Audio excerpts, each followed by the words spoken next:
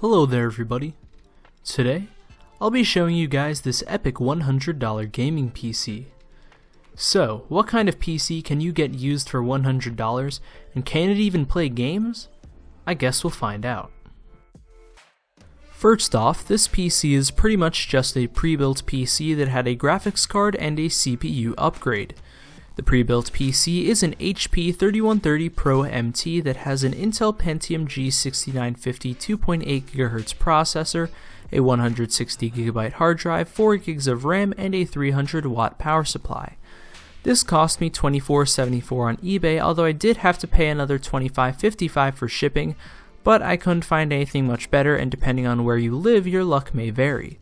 The PC was in pretty good condition functionally and cosmetically speaking, although there were some scratches along the top and the rear I/O had some as well.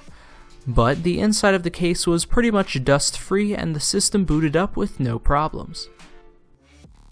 As for the GPU, I spent another $41.80 on an MSI GTX 650. This Kepler GPU has 384 CUDA cores and 1GB of VRAM, and is a pretty solid performer even with today's games, and was a good fit for the system as it was small and it didn't need much power. It did have a 6-pin power connector, but luckily I had a dual Molex to 6-pin connector lying around, and I managed to use that with the 300 watt power supply. So I thought that was going to be the end of it, and I would have a solid $92 gaming PC. But as soon as I hopped into Overwatch, I found out that the CPU was seriously bottlenecking the GTX 650. At first, I was getting around 40-ish FPS, but that soon lowered to getting an average of 30 to 25 FPS. So, with a few dollars left to spare, I bought a $10 i3 550 with free shipping.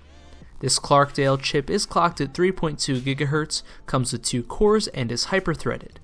So I replaced the Pentium with the i3 and kept the old cooler but added new thermal paste. And so the final build cost was around $102. So that's the build portion of this video. Now, onto the benchmarks. First off, in BioShock Infinite with high settings, we're getting an average of 41.9, a max of 80.8, and a minimum of 21.2 FPS. Not bad at all for a game like this that doesn't really rely much on having super high frame rates. Next, in Borderlands 2, also with high settings, we're getting similar results as with BioShock Infinite, as the frame rate average is 44.9, the minimum was 30, and the max was 59.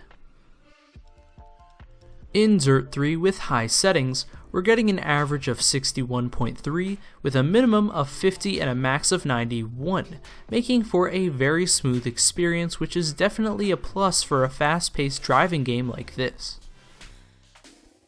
In Fallout 4, I put the settings on low, and with that the average was 37.2 FPS, the minimum was 25, and the max was 65. Obviously, it's not the most optimal, but in more confined areas the frame rates are noticeably better. In Overwatch at medium settings, we're getting an average of 59.5, a minimum of 50, and a max of 81. This is great for a game like Overwatch where the average should be right around 60, and with a minimum of 50 it makes for a very playable and enjoyable experience. And finally, in Rocket League at max settings, we're getting an average of 54.6, a minimum of 46, and a max of 64. Not quite getting to the 60 FPS average point, but for the most part the game was smooth and playable.